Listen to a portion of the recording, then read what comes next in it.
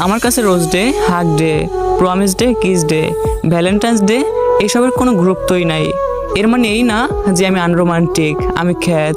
এই কথাটা শুনে অনেক মেয়ে বলবে, আরে তুই তো সামান্য ট্রেন্ড বোঝো না, তাহলে তুই আবার কেমন মানুষ?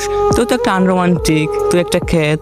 হ্যাঁ, তাদের কাছে আমি আনরোমান্টিক, তবে রিয়েলিটি হচ্ছে এরকম, আজকে যে ছেলেটা তোমাকে রোজ ডেতে গোলাপ কিনে দিচ্ছে, প্রমিস ডেতে সারা জীবন একসাথে থাকার মিথ্যা প্রমিস করতেছে, হাগ ডেতে তোমাকে জড়িয়ে ধরার জন্য বায়না করতেছে, ভ্যালেন্টাইন্স ডেতে ভালোবাসার অজুহাতে তোমার দেহ চাচ্ছে, সেই ছেলেটাই তোমার দেহ পেয়ে গেলে সবশেষে তোমাকে ওই প্যাকেটের মতো ছুঁড়ে ফেলে দিবে।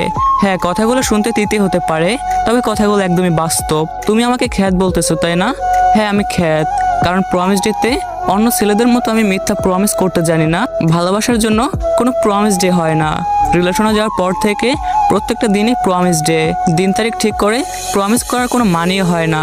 হ্যাঁ, রোজ ডেতে আমি তোমাকে গোলাপ কিনে দিতে পারবো না ঠিকই, তবে অন্য ছেলেদের মতো গোলাপ কিনে দিয়ে তোমার দেহ ভোগ করে তোমাকে ছুঁড়ে ফেলে দেব না। তোমার পাশে থেকে তোমাকে বিয়ে করে প্রতিবার বাসায় আসার সময় মনে করে তোমার জন্য একটা ফুল নিয়ে আসবো। হ্যাঁ, 14ই ফেব্রুয়ারি ভালোবাসার দোহাই দিয়ে আমি তোমার দেহ চাবো না, বরং ওই দিন তুমি বাইরে যাওয়ার জন্য বায়না করলে আমি তোমাকে বোঝাবো এটা, যে সত্যিকারের ভালোবাসার ভিতরে কখনো দিবস থাকতে পারে না। যে সত্যিকারে ভালোবাসে সে দিন তারিখ হিসাব করে না, রোদ বৃষ্টি জ্যোৎস্না সকাল বিকাল সব সময়গুলোকে সে স্পেশাল মনে করে, দ্বিগুণ ভালোবাসতে জানে। তো কথাগুলো যদি সঠিক মনে হয় তাহলে এই আইডিটাকে ফলো করে বেশি বেশি কপি লিঙ্ক করে একটা কমেন্ট করে যাবেন। টাটা।